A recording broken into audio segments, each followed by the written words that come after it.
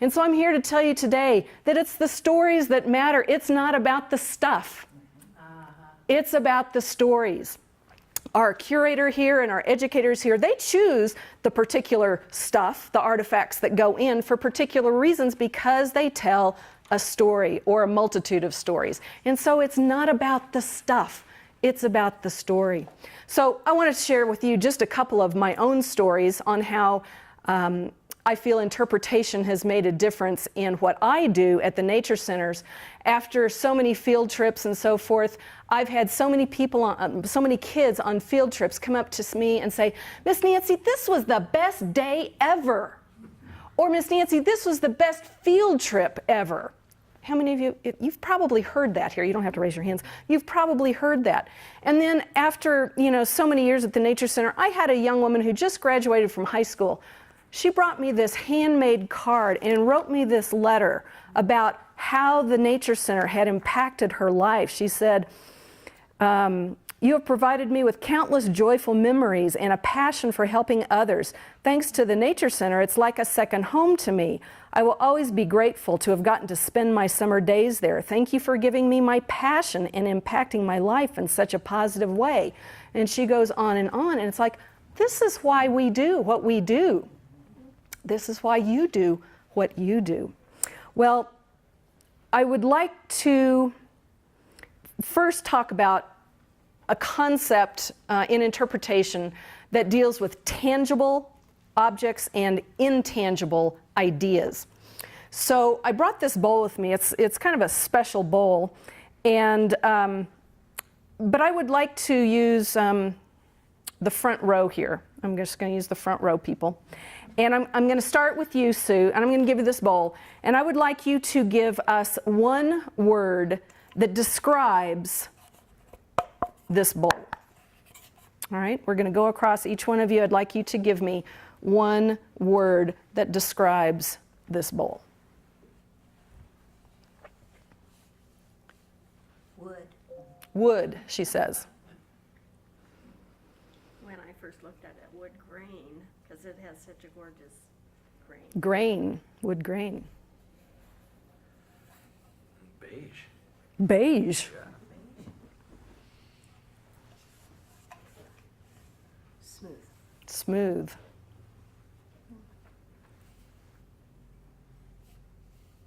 Empty? Empty. I take your word. Unusual. Unusual. All right. So now I'd like to tell you a story.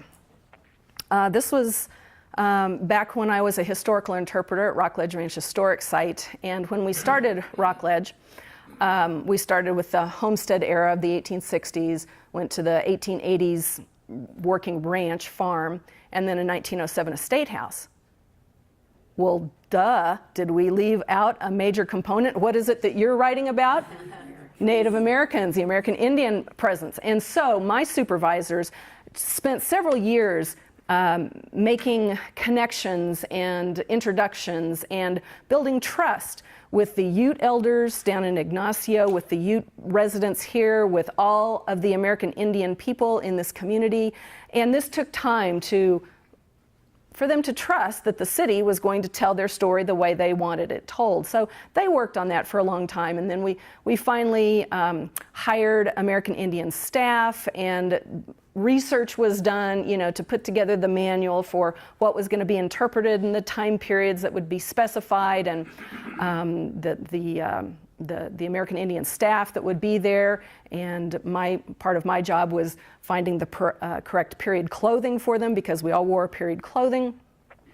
And I played kind of an assistant sort of role. I was not a leading role in that, but I really cherished my time working with them, getting to know some of these people. And so the day came for the dedication of the American Indian area, the opening day. And so some elders from Ignacio came up, Bertha Grove, Austin Box, Alden Naranjo, and then some of the American Indian community that lived here came, and they invited certain of the staff to come out to the new American Indian area where they erected the elk skin teepee and had a small fire going, and they invited me. And so first of all, I was just very honored that they would invite me.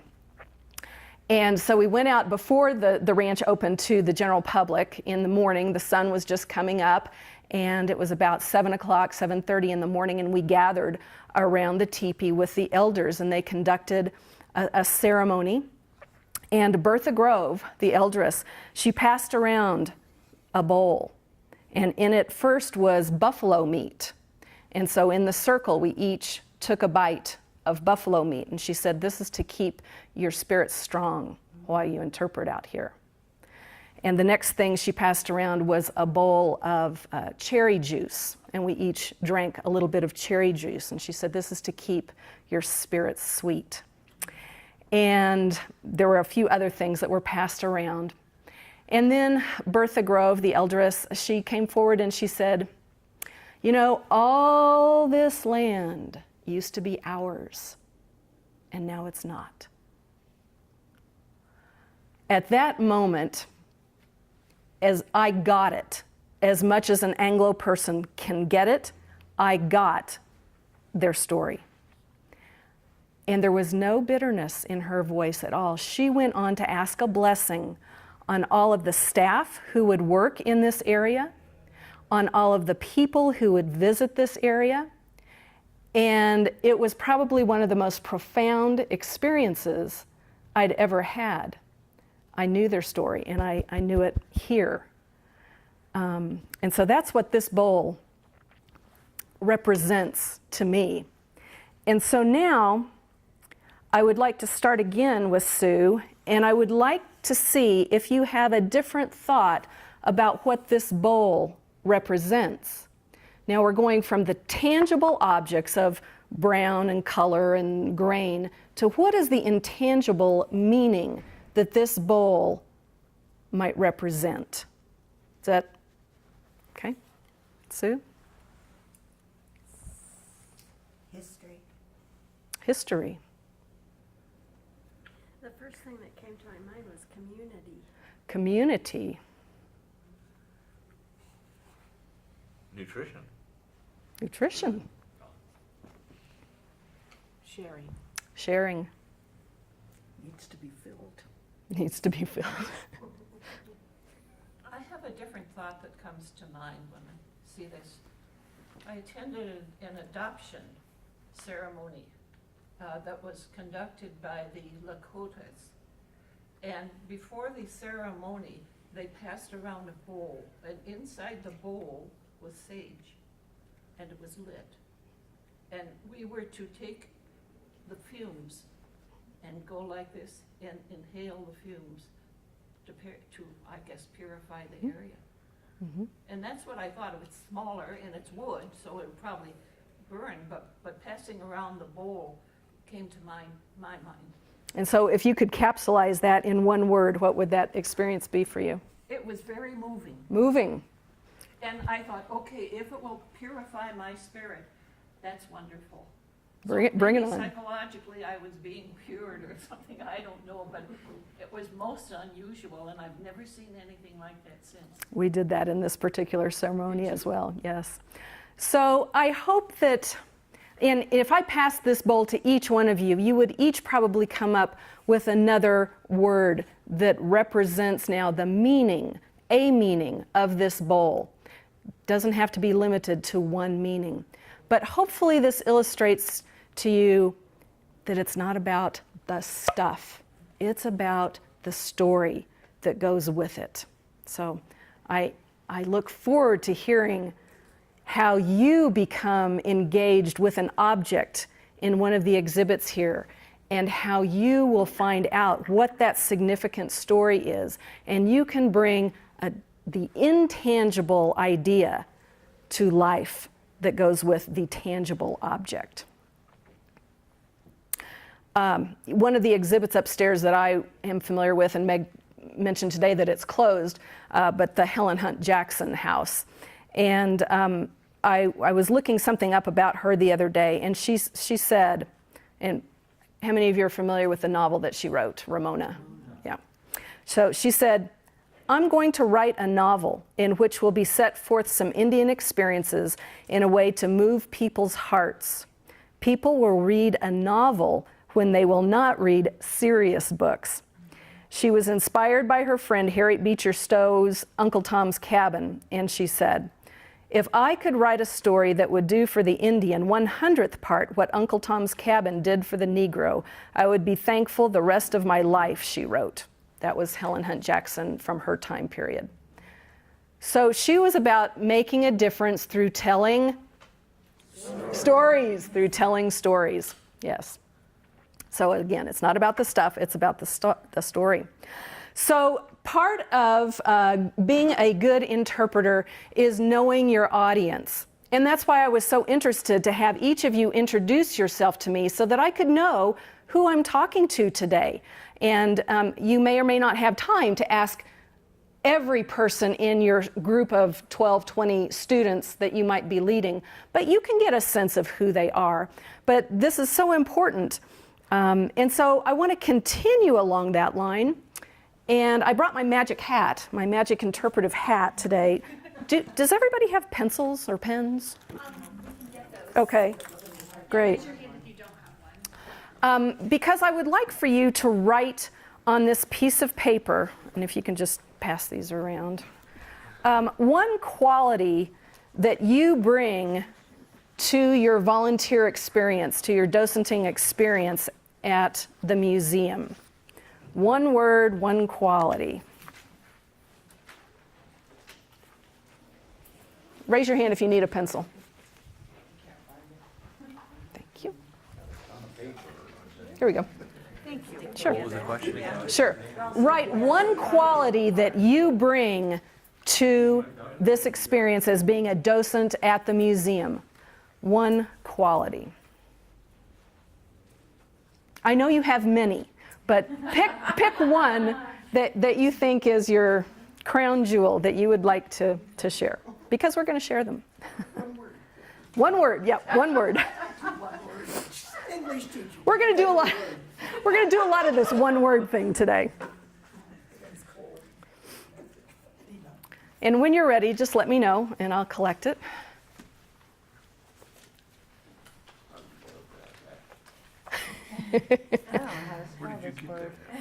It's a reproduction beaver hat. I've never seen one shaped like that. It's a child size, but it fits me just pretty well. Yes, it does. You're Lincoln. Thank you. Thank you. Oh, extra. Thank you. Thank you. Thank you. Thank you. Oh, thank you. Did I leave anyone out? Oh, thank you. Thank you. All right. Oh. All right.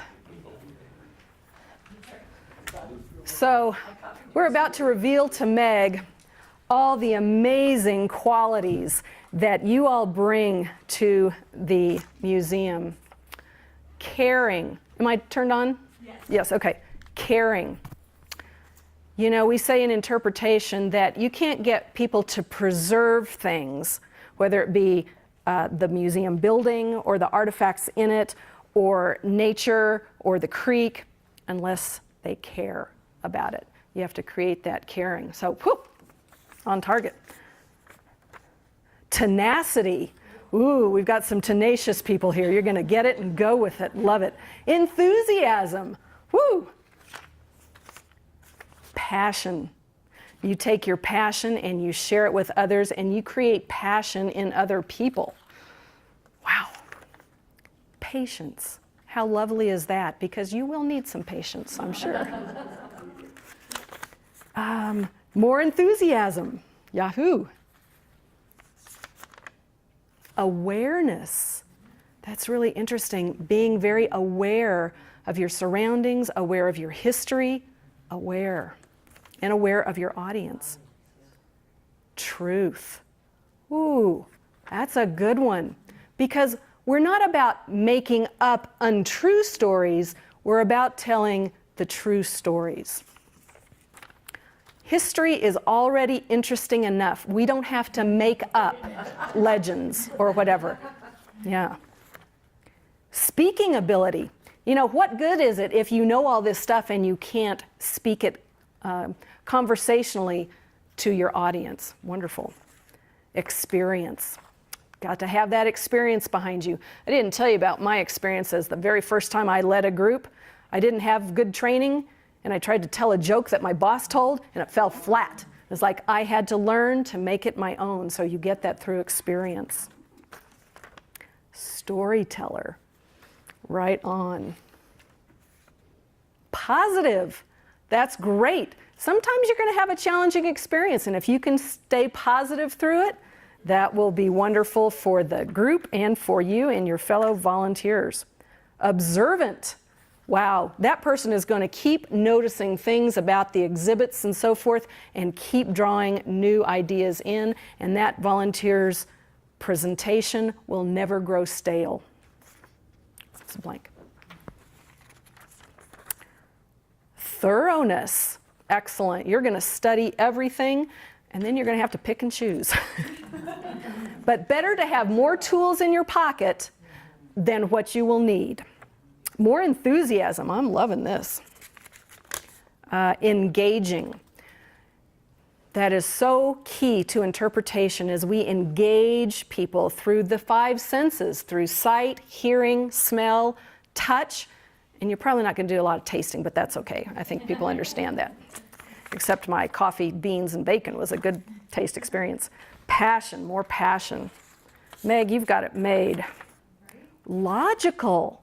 This is wonderful because interpretation is based on a program that has a logical beginning, a middle, and a conclusion, which sometimes the conclusion is just as important as the beginning. Because have you ever gone to a presentation where it said, oh, it's going to be an hour and then you can leave? And they keep talking and talking and talking, and you're like, can I go? Is it over? You know, so a conclusion where you draw it all together. 2 more. Passion and experience. Oh, this person couldn't limit it to 1 word. Passion and experience. That's wonderful. And lastly, another storyteller. So Meg and the museum is in great hands with you all. These are the magical qualities that you bring to your interpretation here and will make your interpretation unique to you.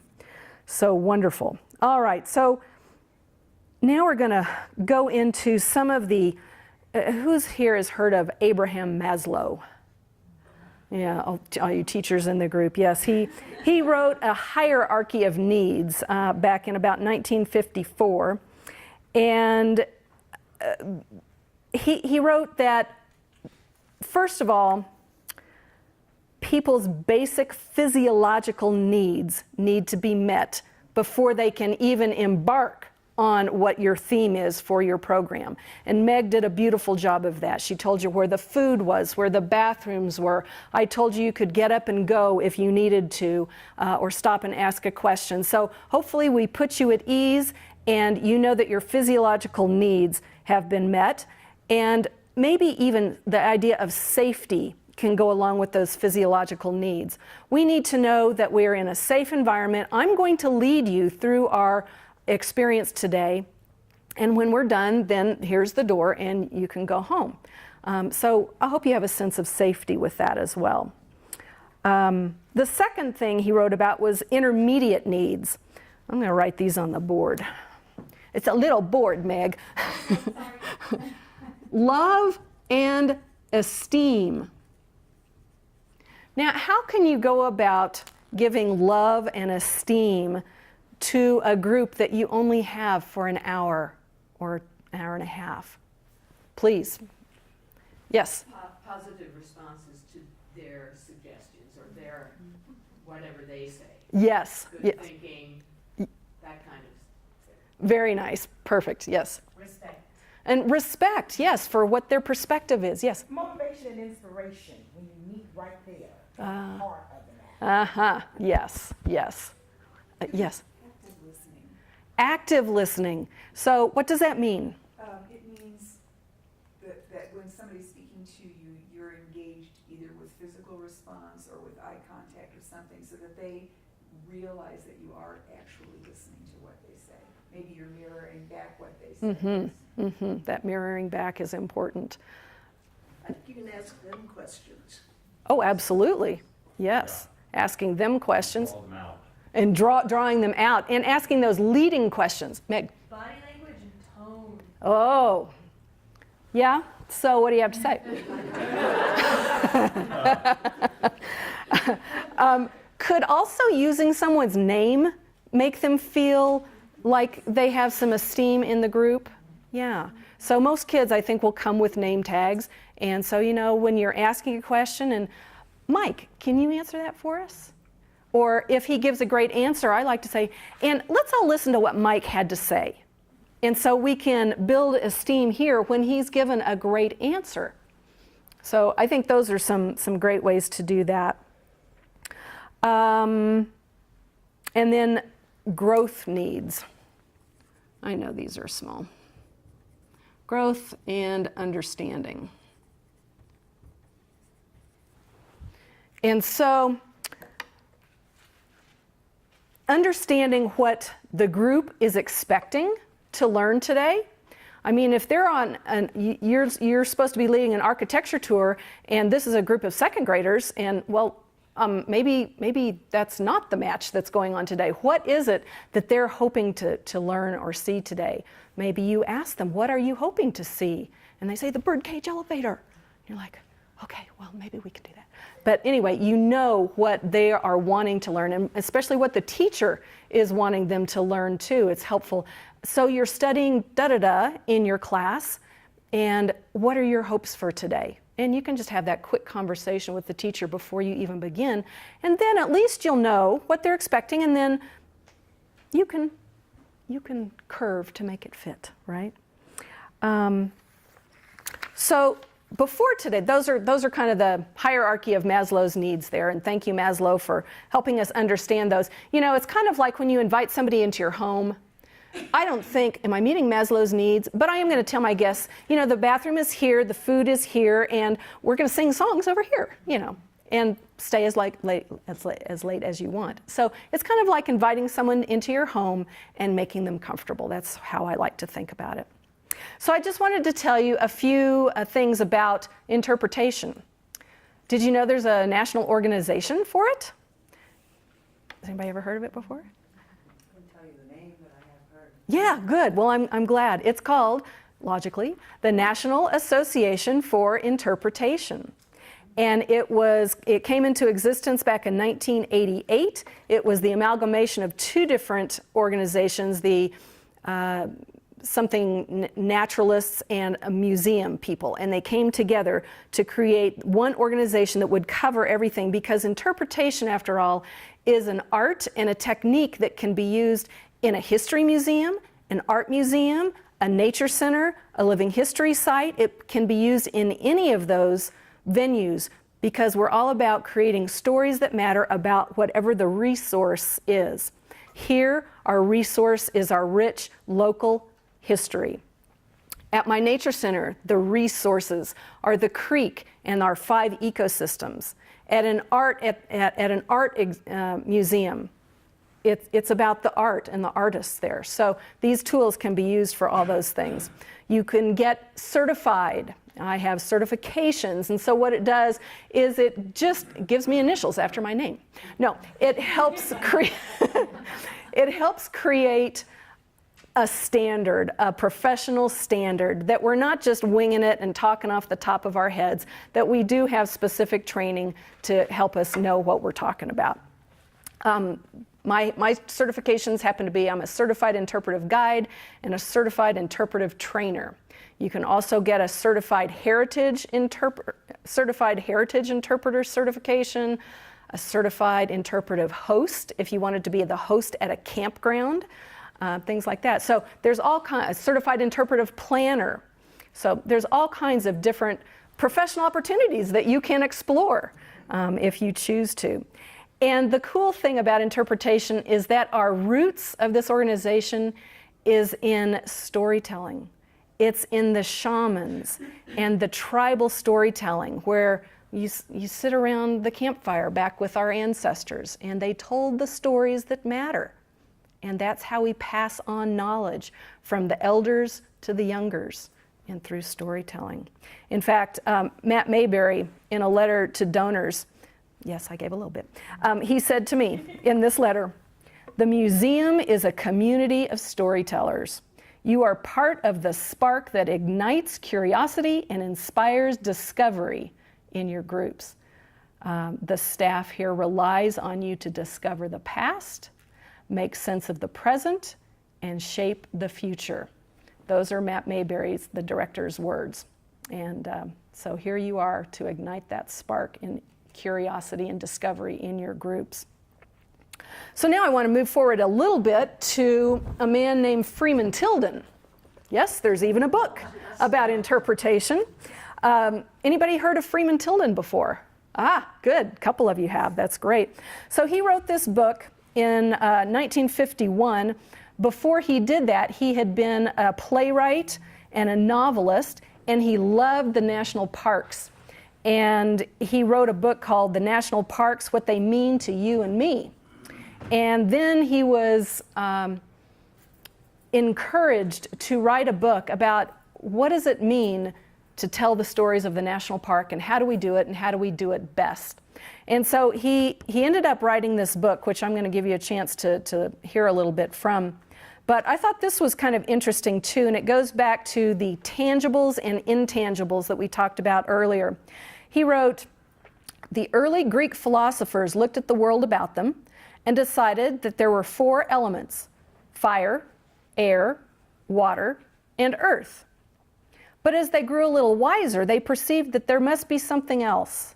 These tangible elements did not comprise a principle. They merely revealed that somewhere else, if they could find it, there was a soul of things, a 5th essence, pure, eternal, and inclusive." Ooh. That's what this bowl represents to me, the soul of that experience. That's also called the quintessence, isn't it, Nancy? The quintessence, it might be. Oh, of course, duh, yes. Thank you, yes. Oh, I love it, thank you. See, we all learn something new every day. So it's the stories behind the stuff. So my favorite definition that he writes of interpretation, and who would like to read it for me? Oh, I've got a hand that went right up here in the back. So it's right here in the yellow. Okay. An educational activity which aims to reveal meaning and relationships through the use of original objects by first-hand experience and by illustrative media, rather than simply to communicate factual information. Uh-huh. So illustrative media, so we saw some media here. We have media out in our exhibits. What else do we have in our exhibits that fit this definition here? Original objects. Original objects, for sure, right? Well, the elevator is an experience, especially for the children. The elevator is an experience, absolutely. Your tour will be an experience because they will get to experience the stories that go with each of these exhibits and carts. Yeah. So you can just pass that around. You can let people, thank you very much. Well done. And I think one thing we can do is start, what it says is meanings and relationships. Human history does not happen in a vacuum. While one thing is going on, there are many other things that are happening as well. And so the more that you can bring that to life is wonderful. Now, I'm just going to pass this book around so you can get a look at that and write it down. You can read it. It will enhance your understanding. My other favorite definition of interpretation is that we are making an emotional and intellectual connection to the resources and to the audience that we are touring. It's not mine, right? So I mentioned earlier that if you take somebody through the exhibit and you say, this is the spinning wheel and this is the rug and this is the book and this is the da-da-da, are we falling asleep yet, right? And we don't care, and, so obviously, maybe not obviously, but interpretation always answers the so what question. So what? Why do I care? But once you create that caring for whatever the object is because you've told the story of it, then you create the desire to protect it or to learn more about it. So when you connect the emotional and the intellectual together, then you have done your job, and you may inspire that child to be a historian. Or it doesn't have to be like that, but to come back, to bring their parents back, to understand his or her sense of place in the community, and that the community is made up of many communities, and that we are all one community together. So you just have so many opportunities to create meanings with your kiddos. The other thing I want to say about interpretation is it is not a brain transplant. I am sure many of you in here could tell me the 101 uses of corn, but I don't want to know them, or, right? Nobody is, you're just agreeing? Yeah, nobody cares. You may know them all, and that's great background information for you. It's another tool that you have in your pocket should the discussion of corn come up, or some aspect of corn come up. And you can draw on that, but nobody wants to hear the 101 uses, or every tool that was used in the making of this building, But if you can tell the story behind it, that's great. And with all due respect, we do respect your knowledge, but learn how to use it in a storytelling manner. Who remembers the Charlie Brown comics TV show where, Charlie Brown and his friends go to school and they go to the classroom and how does the teacher sound? Wah, wah, wah, wah, wah, wah, wah. Right? We don't want to be that person or that thing. So, yes, question. Thank you. One of the best books I ever read as a teacher is Teaching with Your Mouth Shut.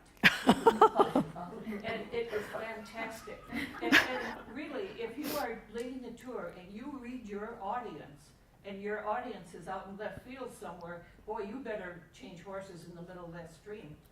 And if you start asking the kids, no, what is this a rug? Yeah. No, what is this? And let it come from them.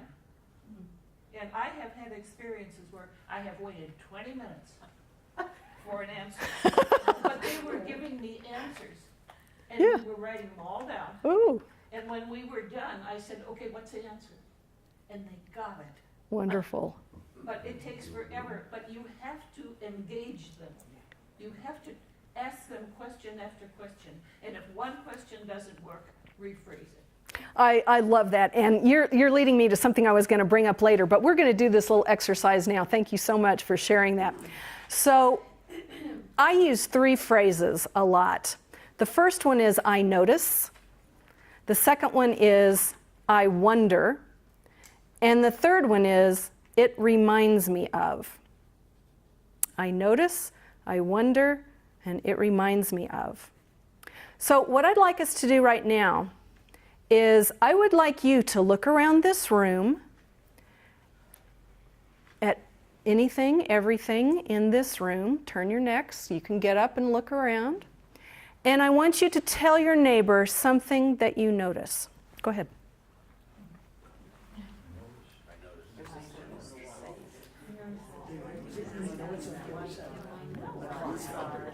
If you go in on the other side.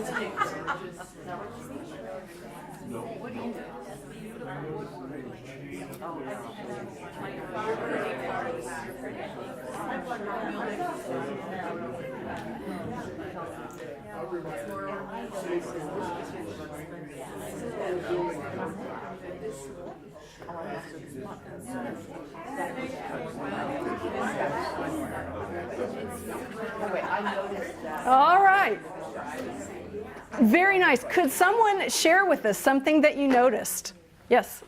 The little chain up there on the window, so that you can see that and interpret that the window can open, but it can only open so far. Oh, very nice. Who else wants to share something they noticed? Yes. Well, I've been in this room training for a whole bunch of years. And it was a very sterile room to me. It was just a room. And then they put these on. And it really changed when I come in here, how I think about the room. Because it Nice. is the essence of what what we're doing in here. This is the history, this is Yes. the pioneers, this is This is us. This is us. Yeah. Yeah. One more. Noticed. I notice. Yes. We noticed the trim on and how it sort of signified what the era was of the construction. Okay, so I imagine each one of you noticed something a little bit different, and I didn't have to facilitate any of it. All I said was, look around and tell your neighbors something that you noticed. So I don't have to know everything. I can use that line, and they will notice something that stands out to them. Now, next step. I want you to look at your neighbor and tell them something that you wonder about that thing that you noticed. Go ahead.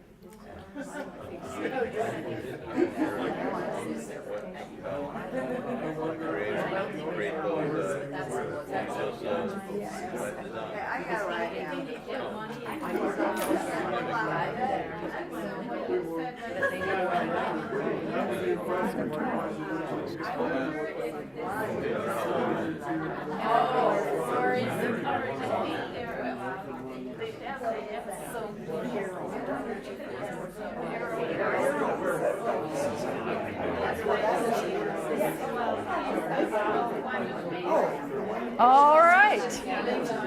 Come back to us. And who would share something that they wondered about? Yes.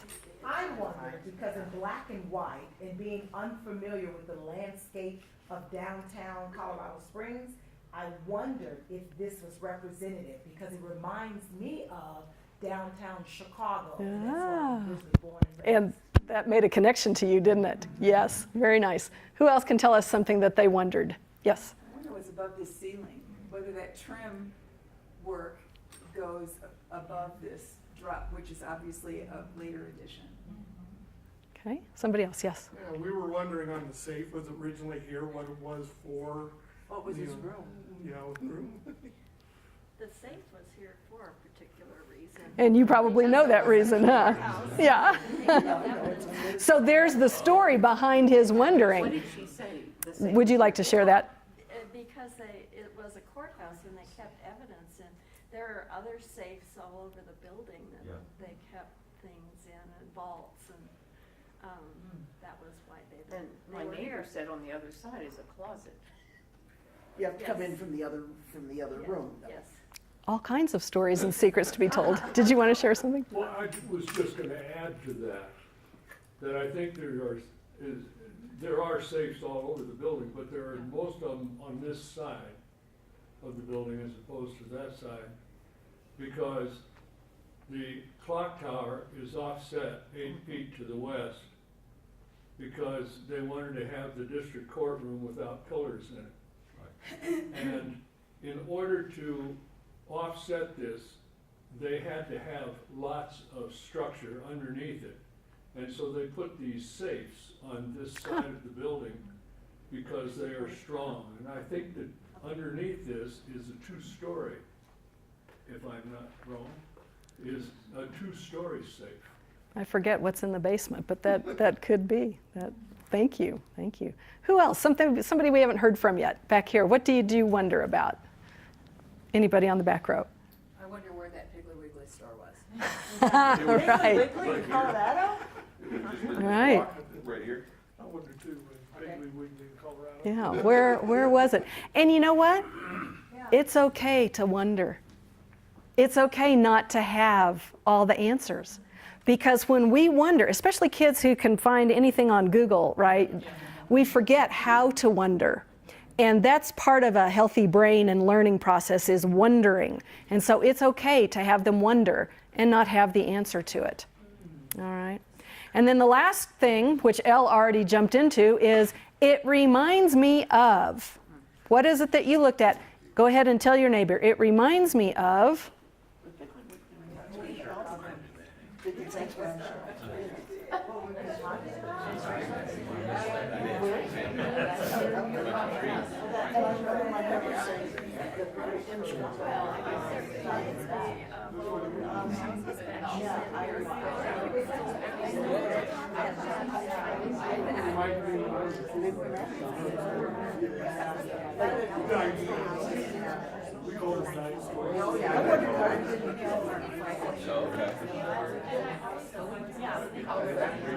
All right, let's bring it back to the group.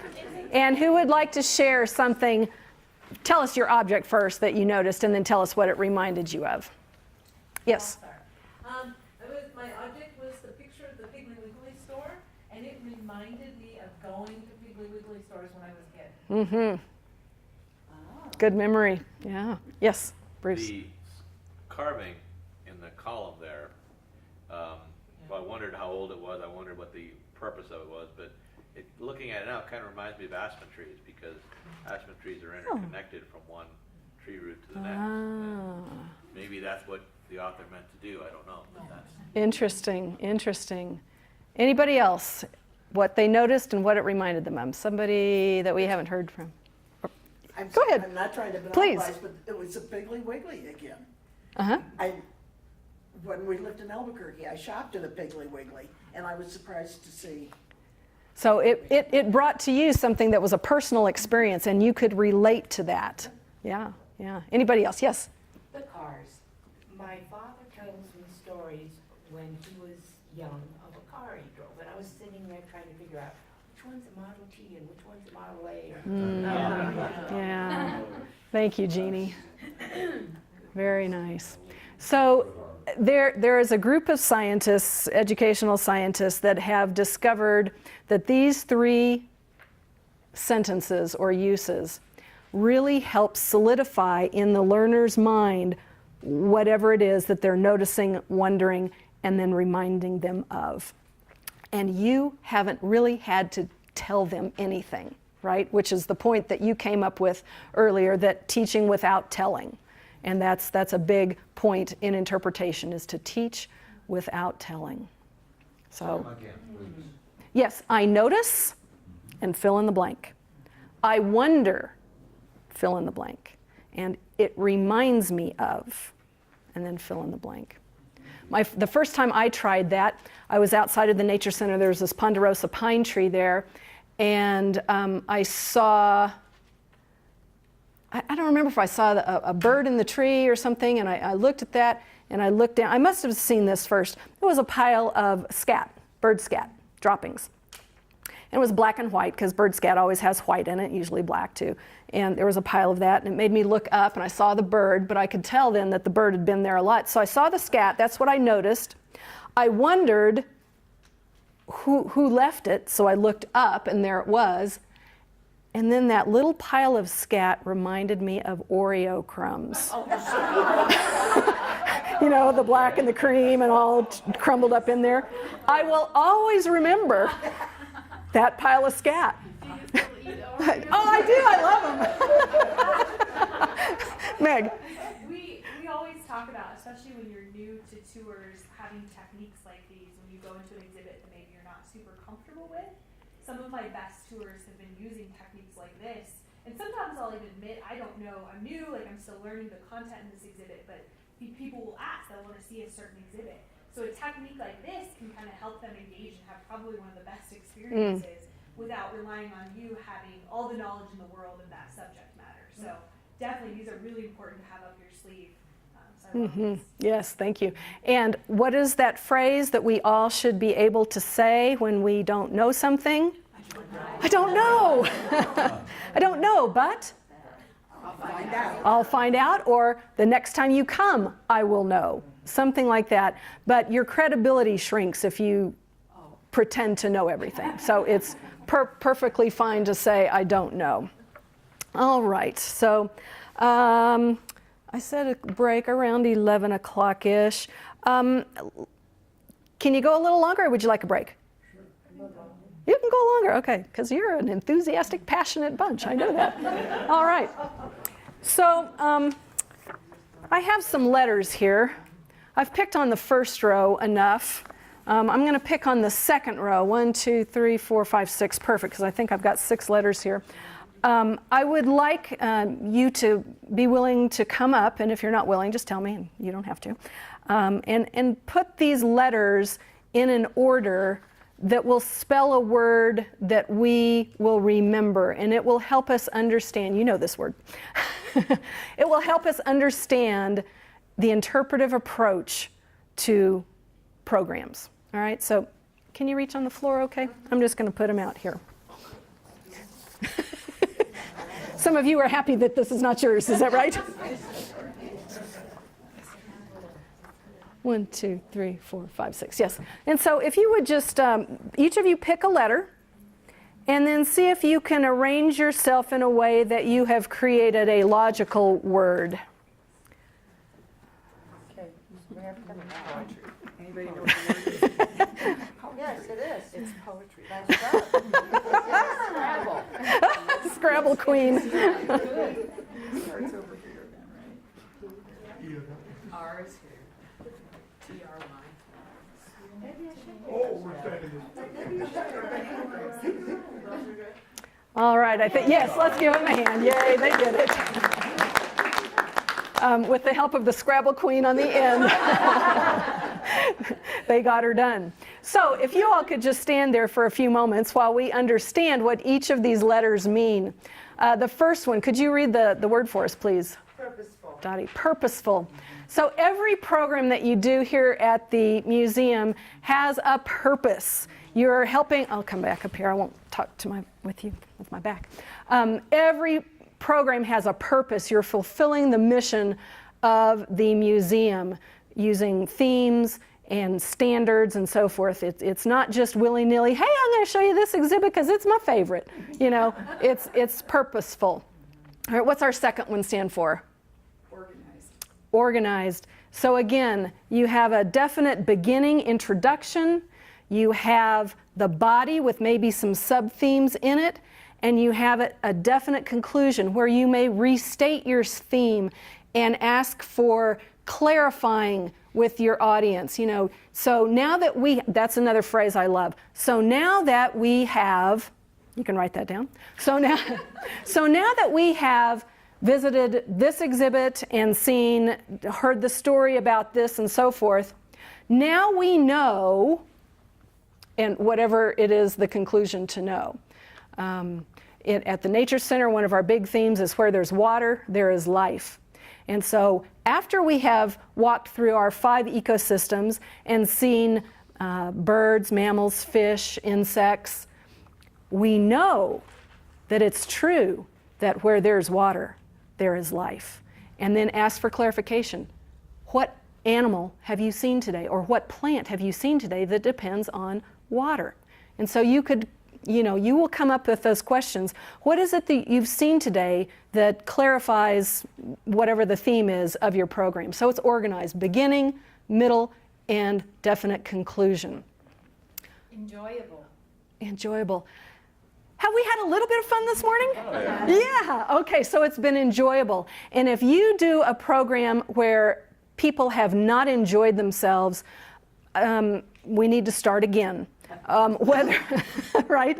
Well, because some of your visitors come, it's just a fun fluff trip for them. School programs are different. They have to come and you have that captive audience. But a lot of people come just because they want to learn something new, they want to have a good time, they want to see what this building is about anyway. And so if you can make it enjoyable for them by making it safe, by helping their self-esteem, by sharing things that they don't know, sharing stories, you will make it an enjoyable experience for them. And Mike, what's? Thematic. thematic. Meg and I and other interpreters and educators work long and hard to come up with themes that tell the so what story. And it's harder than you think. For instance, water at the Nature Center. Water's a big topic, but it's not a theme. And you would have to spend the next 24, 36 hours discussing everything about water, right? Or everything about history. Well, we narrow it down by bringing it into specific themes for your specific programs. And so your program will follow a logical beginning, middle, and end following that theme. And you will bring that theme to life. So that's thematic. Relevant. So if we speak about something that has no relation to anything in our own lives, you will get that from your audience, or that's when the young school children will start fidgeting and doing something else because they can't relate to anything that you're talking about. So another colleague in the field, he was giving a presentation and it was just all relate. Whatever you're talking about, relate it to what is already in their experience.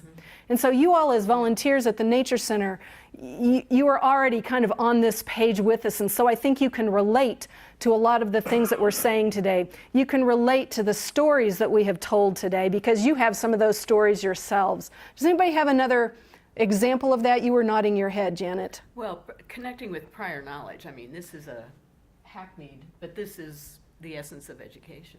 Yes. It's building on what we already know and we have already experienced. And one of the coolest things, especially with children, even with adults, is if they make a discovery on their own during that I notice thing, then they are more likely to want to do the next thing that you're going to do because you have created success for them and that you keep building on that success. And pretty soon, you are going to be much more interesting to be with than fiddling around over here and not paying attention. And that's what we're going for, is you should be much more interesting than wandering around. So relate. And the last one? You is another element in relating. It has to connect with the audience. Exactly. And it's also what you bring to your program. Each one of you, remember those magic hat qualities that we read out, they are going to make your program especially unique and special, and people will want to come back. And that's what you want. You want them to come back. You want them to bring their parents back. And you want them to go home with that emotional and intellectual connection to the site. Any questions or further thoughts on that? Because you all did a great job with that. Any further insight anyone wants to add? Well, for me, Yes. From the African American community, one of the things that's very important and is a great tool, instrumental in passing down history, and it works, is you have the griots, which the griots, they tell the stories, they pass that information down, and they do it very similar to what you have here. And the thing about it is it cements in the minds of the listener, and it conveys the stories. So it's not just factual information being passed, but it's them sharing in the experience. They're transported to that time, and then you don't have to worry about whether or not they lose that because they begin to experience it vicariously through the griot, and it's wonderful. I've never heard that term before. Thank you so much for sharing that. That is the essence of storytelling, isn't it? And, you know, I don't really, I have heard some storytellers who are just amazing storytellers, and I think, oh my gosh, I am never going to be like that. But, you know, over time, I have certain stories that I can pull out of my pocket now. And it's okay if you just have one that works for you, but you got to be brave and try it sometime. And it could be a little nerve-wracking, but you just got to try it. And if it doesn't work, then you know, okay, I'm going to change that up, or I'm going to listen to someone else's story. And I always say, it's okay to copy what somebody else is doing. And then you'll make it your own. After a while, you'll make it your own.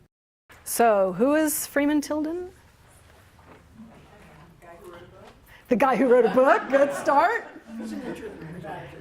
He became an interpreter. He identified interpretive principles. We call him the grandfather of interpretation. So if you remember nothing else, he's the grandfather of our profession. And he distilled 6 different principles that help us understand exactly what interpretation is and how we can best implement these in our programs. And so, do I have a volunteer who would raise their hand and read the first one for us? John. Any interpretation that does not somehow relate what is being displayed or described to something within the personality or experience of the visitor will be sterile. All right, so we don't want any sterile programs. We want to relate. So of course that's my take on this principle. What is your take on this principle? So if you look in the right-hand column, we're into one words today. Have you noticed that theme as we've gone through? Choose one word from that principle that you think sums up what he means, that any interpretation that does not somehow relate to what is being displayed or described to something within the personality or experience of the visitor will be sterile. There's no right or wrong answer, by the way. This is not a quiz. This is you bringing your understanding and experience to it that will help you use this principle in your programs. I know what I'm writing. We'll go back through later and see what everybody else thinks. Okay, who would like to read the second one for us? Yes. Information as such is not interpretation. Interpretation is revelation based upon information.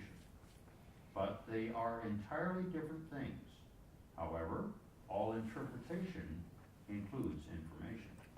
I love this principle because you can rely on the curators and educators at this museum to have done the research and know what the factual information is. They're not going to depend on you for that. They have done that work. And so from that information, then your interpretive program is created from that. So it's based on information, factual information, but it's not that brain transplant that we talked about earlier. So choose one word that means the most to you about this principle.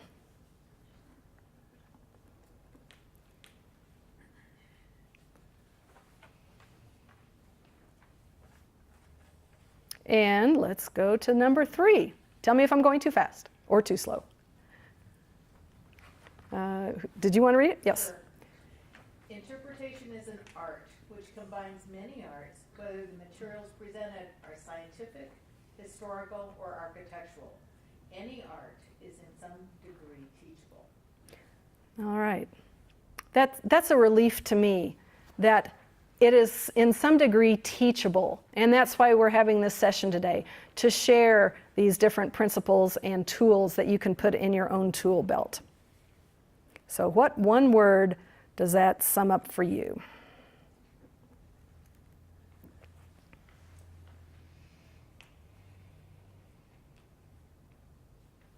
Okay, number 4, fourth principle.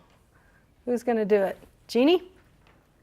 The chief aim of interpretation is not instruction, but provocation. Provocation. My dad always told me, don't provoke me. So it's not that kind of provoking we want to do. We want to provoke people to further thought about this subject, whatever your program is or the exhibit is. We want to provoke them to think further on it. So what is the word that jumps out to you?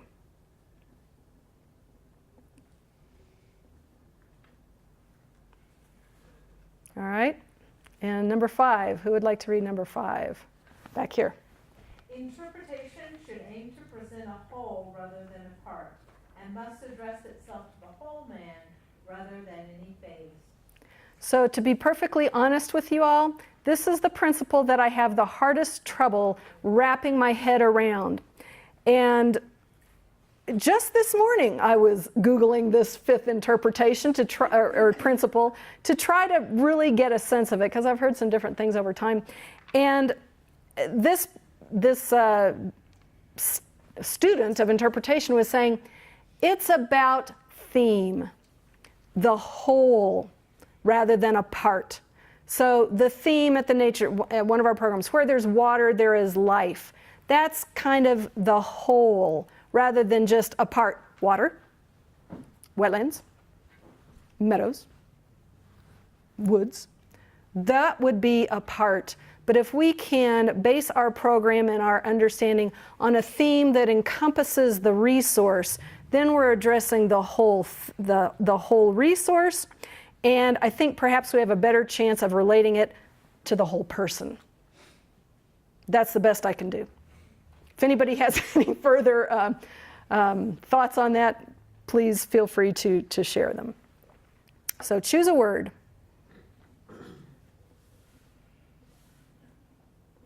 Okay. And who will read the last one for us? Yes. I would like to discuss this some afterwards. Very good. Let's do it right now. Not being an educator at all, my background is sciences more than anything else. Interpretation addressed to children, say up to the age of 12, should not be a dilution of the presentation to adults, but should follow a fundamental difference approach. To be at its best, it will require a separate program. Does that surprise you? I do that. What did you say? I said we do that. We do that. Very good. So your curators of education, Meg, has already done that for you. And I would add to that in our children's programs, we incorporate a lot of song, a lot of games to make it fun, and they don't know they're learning. So if we're singing a song about the beavers and chewing, they've just learned about beavers chewing and their tail and how all that relates to a beaver, and they've had fun doing it, and they didn't know they were learning something about a beaver. Yes? No, Patrick. This really bothers me. This makes my head hurt. Okay, which one? Which one? The last two, really.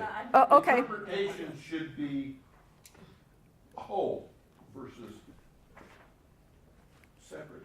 And it seems like these two are in direct conflict with each other. Huh, that's interesting. Well, let's go back to the fifth principle there. Should aim to, I knew this group would give me a good discussion.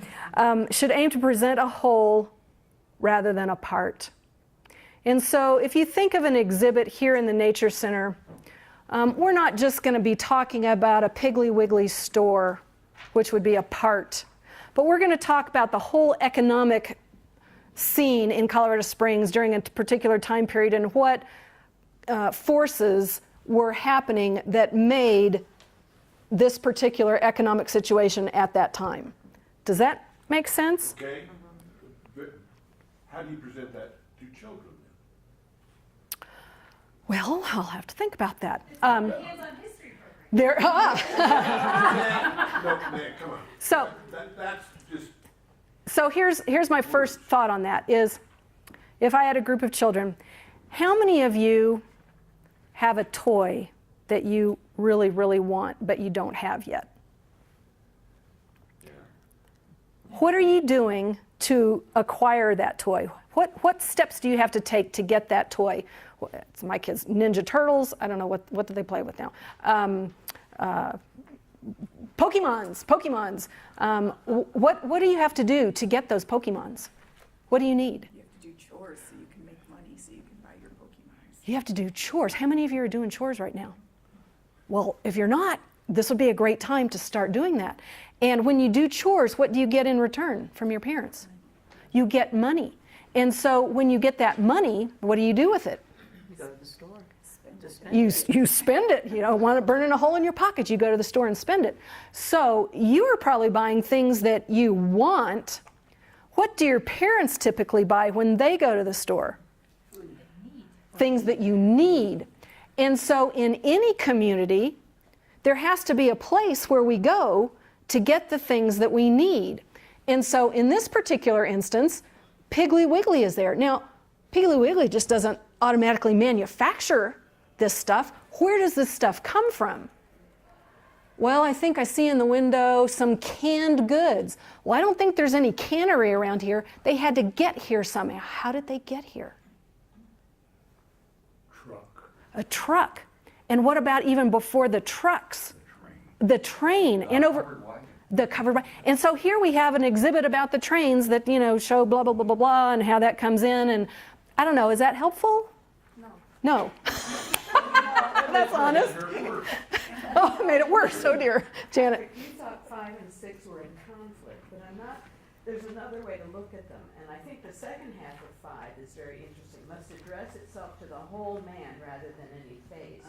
Now, when I, as an elementary school teacher, think of the whole man, when we're talking about children, I'm thinking about 5 senses, because that's, and then 6, fundamentally different approach, because children have a fundamentally different kind of brain.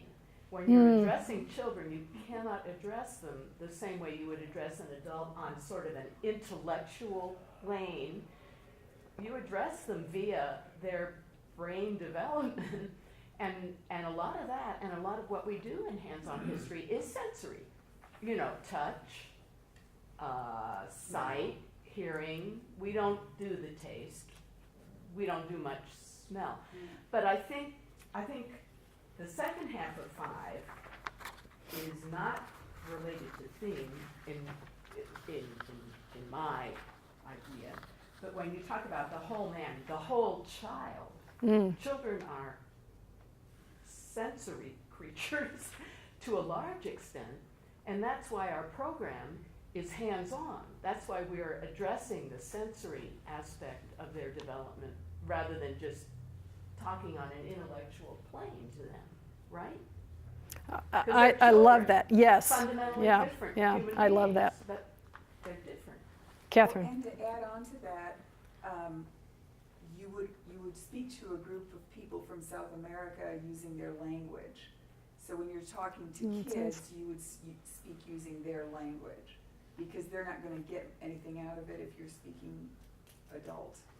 But you can't dumb it down. No, not That's- dumbing it down. That that's doesn't mean- why- that doesn't mean dumb it down. That's why it's a completely different program for the youth. Lily, what did you want to add to that? To me, in sorting this out, I think of metaphors, and it's almost like you have an adult coat. And so when you were trying to put this coat on a child, instead of cutting away bits and pieces of the coat to make it fit, it would just be a different coat. But it could be made of the same cloth, and it could be the same style. It just wouldn't be the same coat. I like that. I like that. I like that. Barbara. That's a good metaphor. Thank you. Does that help? That's a I very think the cloud just cleared. Barbara, what do you want to add to that? There is a statement, I don't know if you've ever heard it or not, but the parts are greater than the whole. Now, does that make sense? The parts are greater than the whole. You have to look at the you can't look at the whole child, because the whole child is made up of different facets. But when you put them together, then you'll get the whole. But you have to look at the parts. And I had trouble with number 6. It's the only one I really had trouble with. And I put down 2 words, sorry. It's all right. What was the second one? Sorry. I put down don't underestimate. Sometimes we talk down to these kids. Yeah, I don't. Huh? What? We can't talk down to them. What do you mean we can't talk down to them? I think what I hear here is respecting the child where they are. And it's a good place where they are because they're children and they're supposed to be children. And we respect that. And if they understand it in this way, then that's great. And I'll say, I've watched all of you give school programs, and I've never thought a single one of you have talked down to these children. I think you push them, and I think you ask them big questions. And one thing we talk about, you can use big words, but explain them. Take the time. If you're going to throw a big word out, take the time and make sure they understand the parts of that word. So I think this is one thing our team does an excellent job at, is pushing the kids, but also they're still, kids are different. I think that's all he's saying. Kids are different. That's great. Jeannie? I just put kid-centered, because the kid is the center of. Yeah. Oh, I like that. That's good. All right, so boy, I really appreciated that conversation, and every day is a day to learn, right? And so thank you. So let's go back to principle number 1. And what was your key word from principle number 1? Anybody? Tanya? Relevant. Personal. Relational, Interesting. Relational. Touching. Okay. So you've understood the principle from from a different perspective. What about for the second one? Is not information is not interpretation. What do we have on that one? What's our one word? What, Patrick? Inclusion. Inclusion. Interesting. And can you explain what you mean by that? Well, it's kind of what we were talking about. There's parts and there's whole. They are separate, but they aren't separate. You can't have one without the other. There is nothing that stands by itself alone. Nothing stands by itself alone, yes. And so you have to look at all the parts. You have to look at the whole. You have to look at how the two come together and function and relate. I like that. I want to add that in that last sentence, however, all interpretation includes information. So scientists or historians or architects, they do studies and they have a huge body of information that most of us would not take the time to read, right? Because it's like, oh, I just can't wrap my head around that much. So that's where interpreters are so important, because if you can take the relevant and find the theme in here that the public needs to understand about this, then scientists should owe you a huge debt of gratitude, because then you can interpret, almost literally interpret that to the lay audience so that they can grasp the importance of this body of work. So you as interpreters, to me, fill a huge, huge important role in our society. Okay, number 3. Who has the word for that one?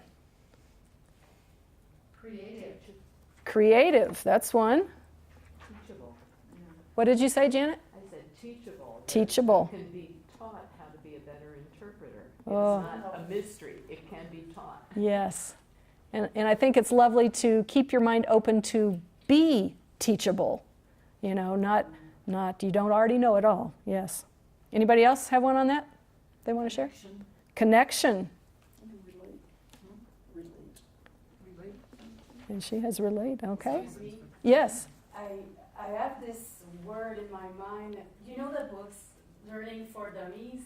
This series of books? Learning for the... Dummies. Oh, for dummies. Oh, yes, yes. You know so these books are for everybody. Yes. But I'm thinking about that since I read number 3. Uh-huh. For, to make it interesting for a whole group, this is a good way to teach or to whatever. Interpret. Interpret. Yes. Nice. I like this kind of learning. Kind of distilling it. You don't know anything, you're Yeah. museum. Yeah. And it's intimidating sometimes. Especially when it's that beautiful. Yeah. So distilling the meaning down to where anybody could understand it. Just join in the group Yeah. Anybody can learn. Anybody can learn. even if you don't know about the subject. Yes. Very nice. I That's like what that. I'm thinking. Yes. Barbara. I taught a graduate course at Colorado College, and we had a mixture. We had music, art, English, science. We had the whole group, and we split them into groups. No 2 English teachers were together. They were with people out of their field. And it was the most interesting thing, because the people out of my field, for example, were coming up with wonderful ideas in art. I remember we took them to the Fine Arts Center, and we were talking about, well, let's see, you're doing art. Now, what do you think? I don't know. But the people who were in other fields were coming up with the most wonderful ideas to connect art with, and this was the art major who was, I don't know what to do. And other people, they had, it's amazing what kids can, the connections that they can make with other fields. And it was just eye-opening for us. Ah, sounds like a very creative time. That's The why I put connection, Connection. Yeah. Relate it to something they know. relate it to something they know. Perfect. All right, number 4. Who has a word for that one? So what? So what? That's 2 words. Okay, how about just so? Good. Tells the so what. Why do we care? And what you want them to walk away knowing. That's the meat of it. That's great. Anybody else have something different they want to share? Thinking. Thinking? Entice. Entice. Stimulate. Inspiration. Meg, I can't wait to go on some of these tours. I might have to take some time off from work. Okay, wonderful. All right, now to our troublesome 5 and 6. All right, who has one? Yes, Bruce. I have holistic for number 5. Holistic, perfect. I mean, the way I see it is, if you're on a tour, if I'm giving a tour by this museum, about the history of Colorado Springs, if that's my theme, and I run across that beaver felt hat on the 2nd floor, it's not enough to say, well, what would it feel like? What would it smell like? What was it used for? If you don't relate it to the theme of how it relates to Colorado history and how Colorado history relates to that hat, you haven't done your job. I mean, to me, it all makes sense. You've got to take that part, and you've got to figure out how it fits into the whole. If you're looking at a tour of a museum or something, that's your thing. That's beautiful. It reminded me of an analogy that I used years ago when if you look at a weaving that's hanging on the wall, the weaving is made up of the warp. Which way is warp? The warp strings and then the weft strings, yarn, textiles. And so the rug is not complete without every piece of that yarn going through. And each yarn going through can be a different story that's important to tell. And then that creates your whole rug, your whole weaving. And the parts sure make up the whole, and without each part, you don't have the whole. So the word for that warp and weft, they are interlacing. Ooh, interlacing. So there's an interlacement. I love that because, as we said before, history doesn't happen in a vacuum. This doesn't happen separate from this. It is interlaced and intertwined. Beautiful. Yes, Catherine. There was a phrase that I read about in one of my research things, and there's a phrase that the Native Americans use that's called all my relations, or we are all related. And when they say that, it's not just the people or just the people and the animals, it's the whole thing. Like in one of the stories, Chief Seattle had picked up a rock and he said, it just looks like a dead rock to us, but what has this rock seen? Who walked past here? What part of history did this rock experience, and what stories could it tell? And the idea being that all of these things are interlaced. It's not just the things that we think of as being interlaced, but it's all of these things, and we're all interlaced to one another somehow as well. So, to the point of holistic and telling that whole story about that beaver hat, it's, the trappers and the folks who lived here before that, and the hat itself and why that was driving commerce. And the beaver and the wetland. Yes. Right, and the rivers, how the river changed its flow because the beavers were making their habitat there. So I just like that concept, and I hadn't seen a phrase to actually capture that before. When I saw that, I went, yeah, that makes a lot of sense. Wonderful. Thank you. Thank you very much for that. All right, and our last one. Who wants to? Yes, Bruce. Number 6, to me, all of these talk about how the information is presented, how the interpretation is presented. Interesting, revealing, teach, or whatever. But the number 6 one tells me that to be effective, it has to be flexible. Flexible. That's a good one. Flexible. You've got to, when you present your interpretation, you've got to have your audience in mind. That's beautiful, because if you're leading one of those Saturday programs for whoever shows up, that's Saturday, right, or Tuesday, you could have adults and you can have children at the same time. So flexibility will be key, won't it? And at some point you will be addressing the adults, at some point you may be addressing the children, and at some point you may be addressing all. But to be flexible enough to do that, boy, that's really important. Thank you. Any other words for that one? I had adaptive, which is kind of the same thing. Adaptive. Adapt it to your audience. Yes, yes, very good. We're all about adaptations at the Nature Center. Yeah. Yeah. Any other words? Yes. It works with kids and adults, but you do it a little differently. Notice detective. Detective. Yes. You can lead them, for instance, through a picture by making them pick out, and they'll pick it out. And little kids will do that. That's game-like, isn't it? What's piglet? Piglet. See, I mean, it leads. Mm-hmm. And it works with kids. A little different level than adults. I might not ask you what piglet meant. Yeah. That's wonderful. That's wonderful. All right, well, I encourage you to pore over these principles when you can't sleep in the middle of the night and, and see what other meaning that you can gain from those. And, you know, it's a lifelong learning process, and so is your program that you're giving. It's a lifelong, or as long as you're here, process in getting better and better and building on your successes and sharing those successes with your colleagues here. You know, I don't know if you do a debrief afterwards, but, you know, it's great for the docents to get together afterwards and say, you know what I did this time and it worked, or, you know, and you can get excited about it. But please, just do me this promise. Don't evaluate the children. Oh, I had a great group today. Oh, I had a terrible group today. You know, it's not about them. It's about when you're evaluating yourself. It's about, you know, did we have an aha moment? Did we have fun? Did we tell some good stories? You know, evaluate yourself on those kinds of things.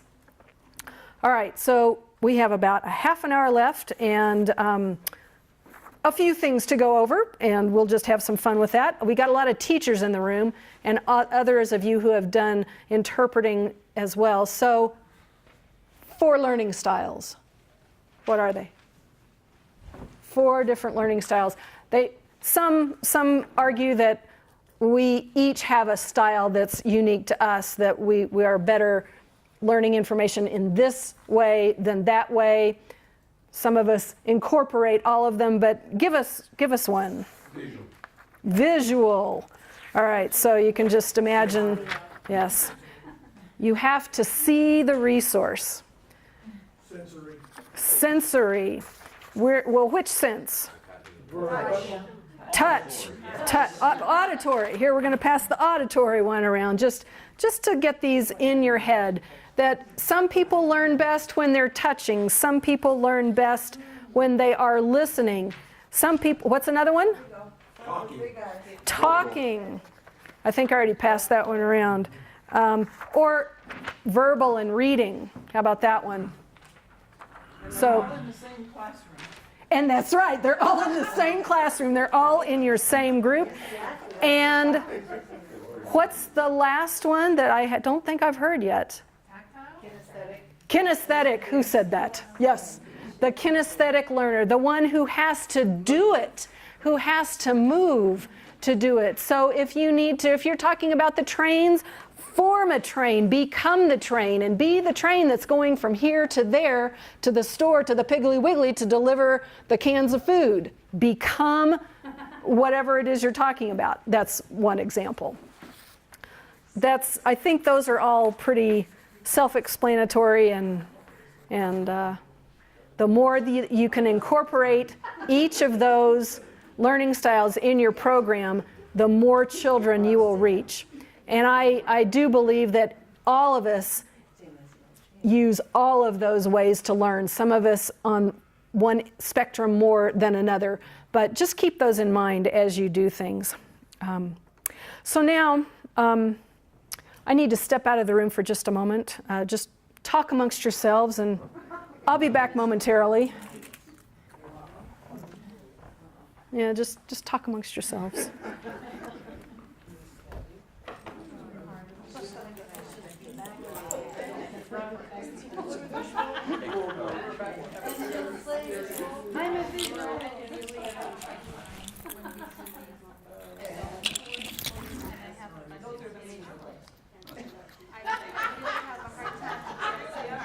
No, I'm laughing. I know. Well, that's why I'm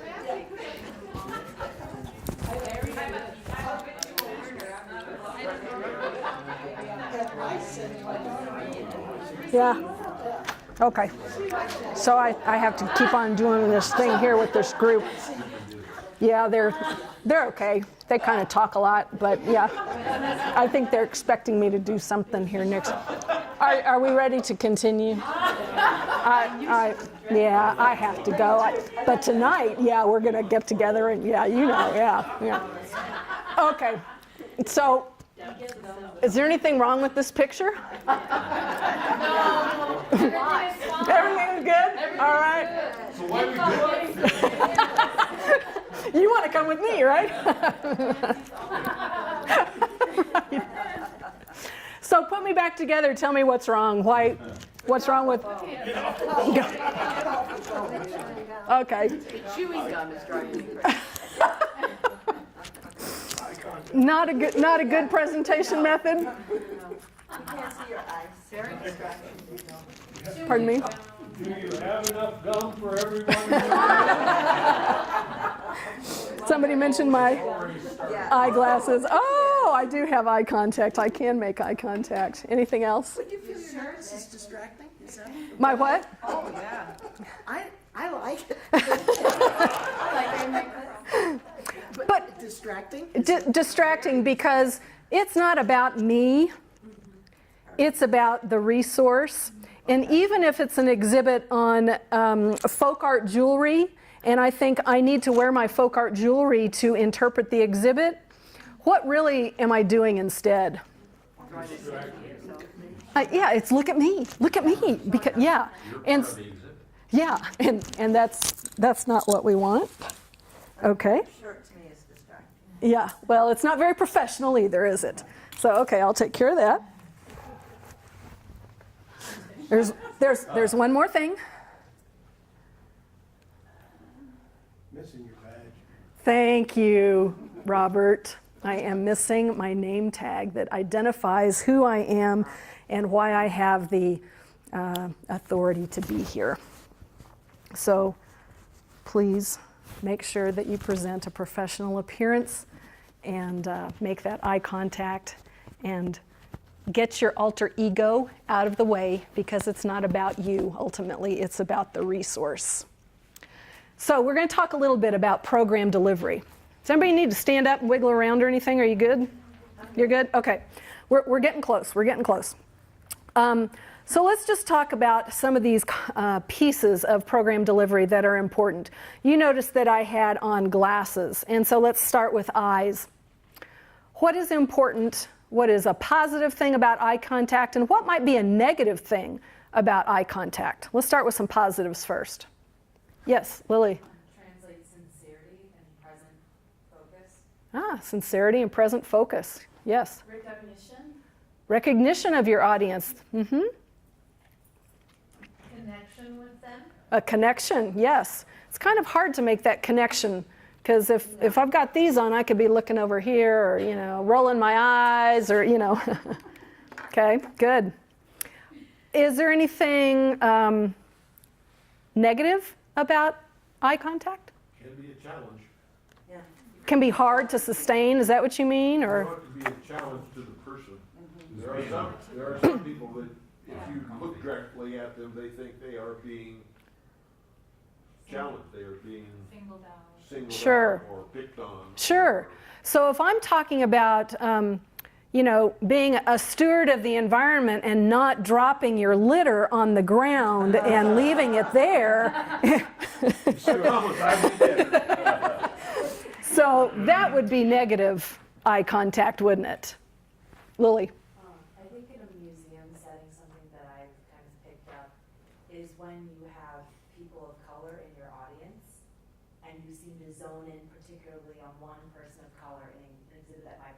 them, that can kind of create Ooh. an isolating experience. Oh, interesting, So, yes. You know, if you have someone of an African American descent, Asian American, Latino, they, you know, being in that space, I'm sure the representation is really meaningful to them, but they shouldn't feel like they have to be an ambassador to that space as well. Right, they're a visitor just like everybody else in your group.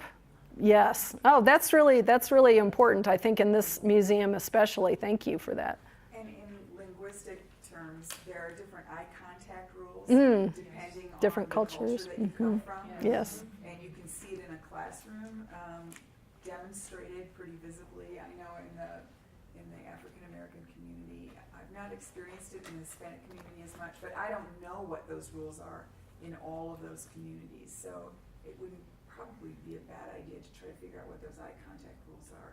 Because it can be really threatening if you're looking at somebody directly, you know, and if they're looking down and you may think that they're not paying attention to you, but that might be the way they listen, is by not making eye contact with the speaker. Or showing respect Yeah, to the showing speaker. respect, So that sounds like a whole nother training. Yeah. So, yes. Did you want to add something to that? Also, with eye contact, I think all of you guys have really great facial expressions when I've interacted with each and every one of you.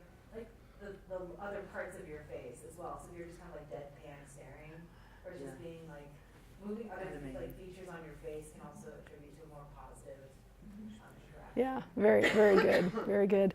You know, they say people with shifty eyes, you can't trust them. So, or if you don't know what you're talking about, you kind of start, you know, looking around. So, again, just try to address the entire group and give eye contact to everyone at the group at some time. That's our culture here. And again, it's like welcoming somebody into your home. You know, be hospitable with that. I just have to add that. Yes. Something, you know how you can tell if these teenagers are lying? No. Well, Judge Judy says their mouth is moving. But watch their eyes. And if they're going back and forth like this, they're looking for an answer. Yeah, yeah. But you can learn so much from your audience. And if I could say anything to you docents who have not done the tours, read your audience. Thank you, of course. That's wonderful. What about, did you have something, Mike? Somebody said earlier, the word that came to my mind is awareness. You weren't aware when you were in sunglasses on, everything, the awareness. You weren't aware of us, eye contacts. No respect, no. Yeah, the awareness, who you're talking to, who's in the crowd. Right. And it just helps you be open to your audience. Let them know that you're there for them, right? Yeah. John? You just want to add one thing. I think when you have a mixed audience, you have adults with the kids, and you talk to the kids, the adults hear what you're saying, and they know what you're saying, and they can relate to what you're saying from their kid while you're talking to the kids. I don't think it necessarily means that you're ignoring the adults. They're included because they remember or they think, and they can relate if they're listening. And they probably appreciate that you're including their children. Thank you. That's a wonderful point. Well, let's move on to gestures. Oh my God. So, what does this tell you? Stubborn. Closed. Or maybe I'm very nervous and uncomfortable and I don't know what I'm going to do yet. And so please don't ask me any questions because I won't know the answer. Yeah. So that's kind of more body posture than just gestures. But do work at having an open body posture because it communicates a lot to your audience. As with what you said, every culture has A unique approach.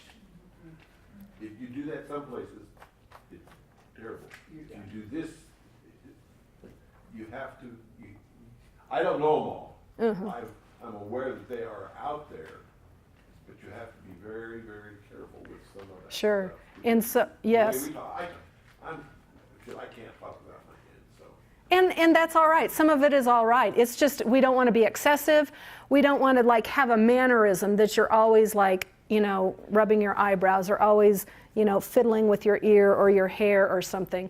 You just need to start becoming aware of what those mannerisms might be, and a way to do that is to practice your tour in front of the mirror or to your spouse or good friend or your dog or whatever, so that you get experience. And then all of a sudden you're noticing, my hand is in my pocket a lot.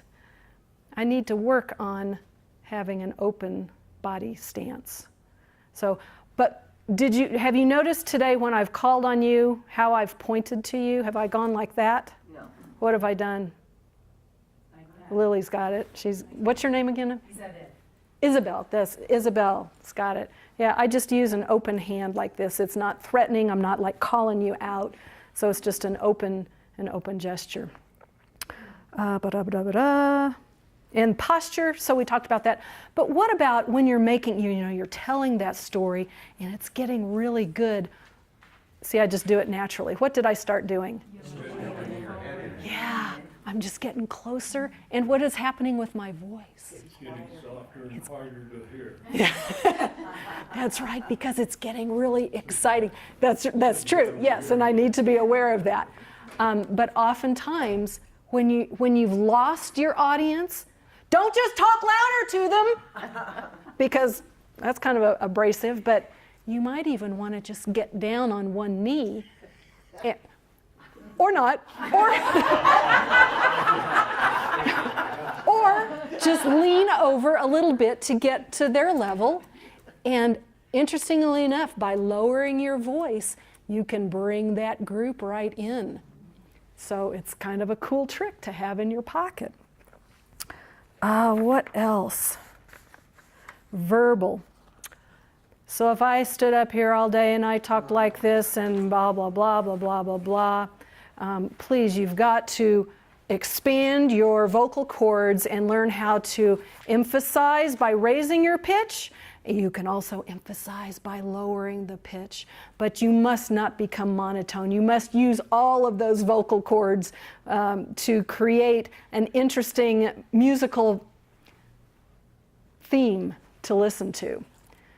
You've all heard boring speakers, right? Hopefully it's not today, but you've heard those. And, some people just have to work harder at exercising the different tones in their voices. So I challenge you to do that. What's another verbal challenge that I think all of us have? Oh, that's a good one. That's a good one. She said staying quiet. So when you ask a question, don't just answer it immediately. It's like, be okay with that dead space, right? And just wait, because they're thinking. Yes? If you've watched any of the Mark Twain things that, the series of stories about life of Mark Twain on TV, the thing that he mastered was the pause. And he learned that by experiencing it. He was scared to death the first time he went on stage to give a lecture. But he learned the use of the pause, and it's miraculous.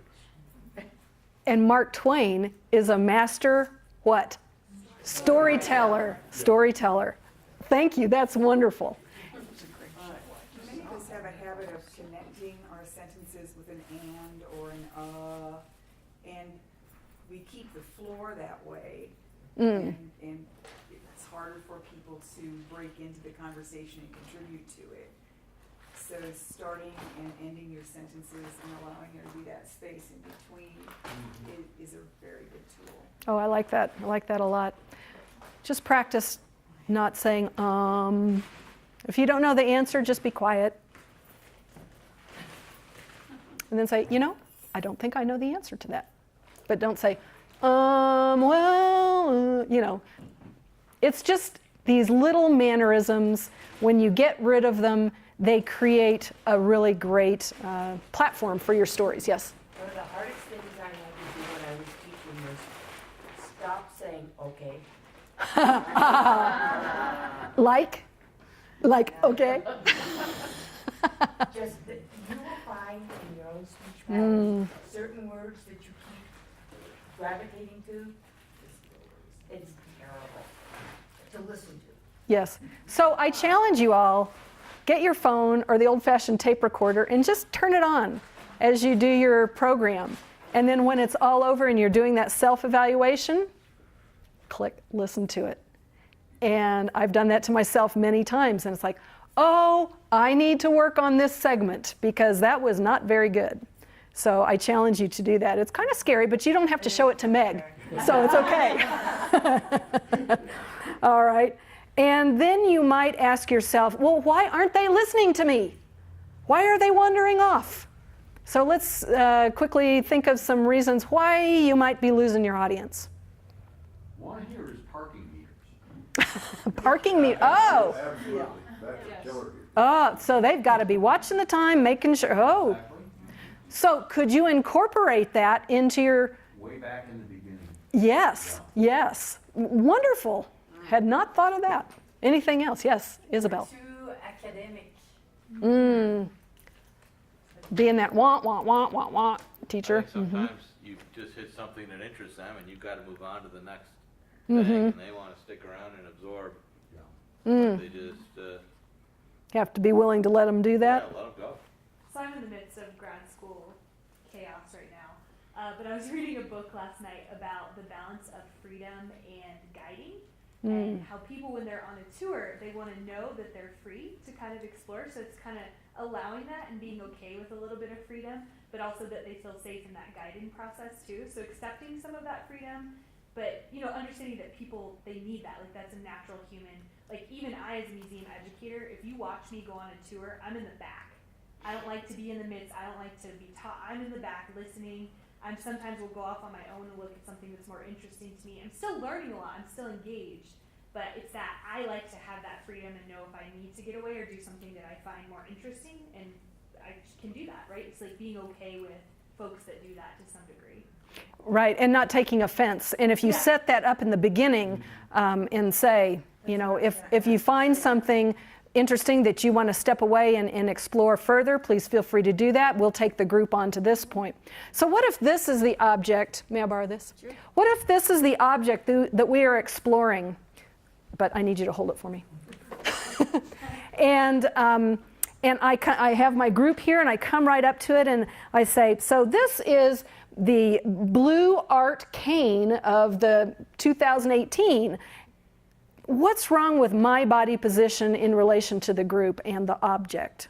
You're speaking to the object instead of speaking to the group. Very good. So what should I do instead?